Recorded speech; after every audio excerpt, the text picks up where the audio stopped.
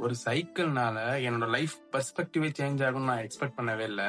சின்ன வயசுல இருந்தே எனக்கு வந்து ஒரு கீர் சைக்கிள் வாங்கணும்னு ரொம்ப ஆசை. சரி அப்ப வாங்க முடியாததுனால, அப்புறம் சரி வேலைக்கு போனதுக்கு அப்புறம் ஃபர்ஸ்ட் வாங்கணும்னு யோசிச்சுட்டு இருந்ததே ஒரு சைக்கிள் வாங்கணும்னு தான். வாங்கணும்னு நினைக்கிறப்ப வீட்ல எல்லாம் கேட்டது என்னன்னா, எதுக்கு சைக்கிள்? இந்த வயசுல நீ சைக்கிளை வாங்கி என்ன பண்ண போற? பேசாம ஒரு வண்டி வாங்கிக்க, இன்னொரு வண்டி அப்படின்னு எல்லாம் சொன்னாங்க. நானும் அப்படியே விட்டேன். அப்புறம் தான் வந்து நான் அந்த பார்த்தேன். பார்த்தோன்னே சரி தூக்கிடலாம் அப்படின்னு சொல்லிட்டு வாங்கிட்டேன். வாங்கி ரொம்ப நாள் ஓட்டவே இல்லை, அப்படியே இருந்துச்சு. ஒரு நாள் வந்து என்னாச்சு, காத்து இல்லை, வண்டியில காத்து.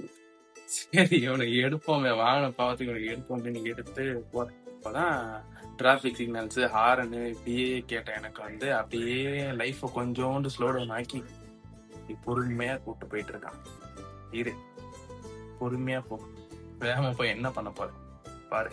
நீ போற இதே வழியில தான் இவ்வளவு அழகான விஷயத்தெல்லாம் நீ மிஸ் பண்ணிட்டு போயிட்டு இருக்க.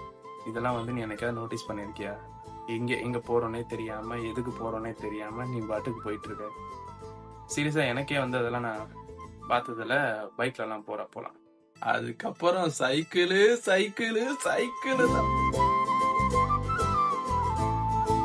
ஒரு கட்டத்துல அந்த சைக்கிள் சகலத்தையும் மாத்திடுச்சு தான். ஏதோ சொல்லணும்னு தோணுச்சு. பிடிச்சிருந்தா எடுத்துங்க, என்ன ஃப்ரீயா விடுங்க.